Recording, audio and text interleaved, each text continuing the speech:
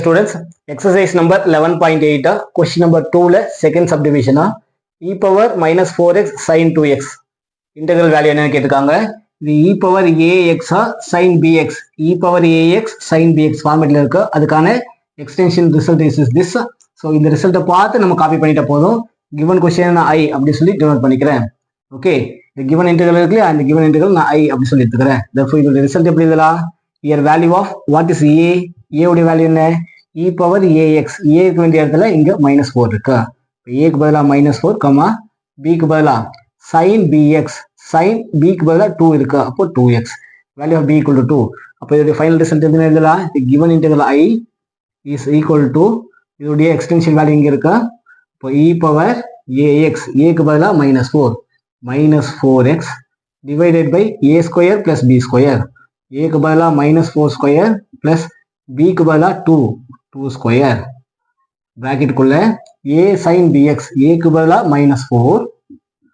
sin is sin bx. b உடைய value 2. அப்போ b க்கு பதிலா bx ங்கறத 2x னு எழுதிடலாம்.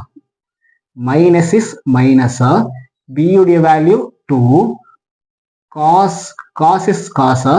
the bx க்கு பதிலா 2x அப்படி எழுதிடலாம். plus c. இப்போ இது இன்னும் கொஞ்சம் சிம்பிளிஃபை பண்ணி எழுதலாம். e power -4x divided by -4 square. 4 square na 16. 2 square na 4. 16 plus 4 20. கீழே 20. இங்க -4 sin 2x -2 cos 2x.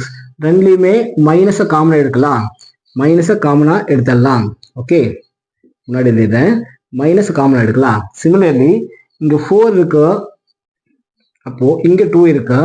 சரி, இந்த மைனஸ் மட்டும் காமன் எடுத்திருக்கேன்.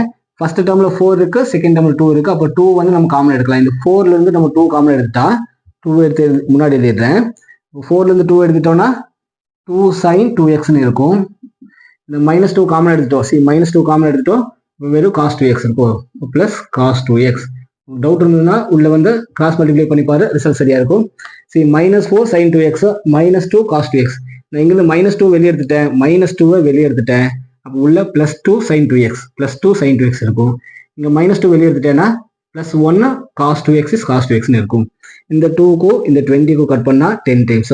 So final result -e power -4x divided by +10 into 2 sin 2x plus cos of 2x plus c.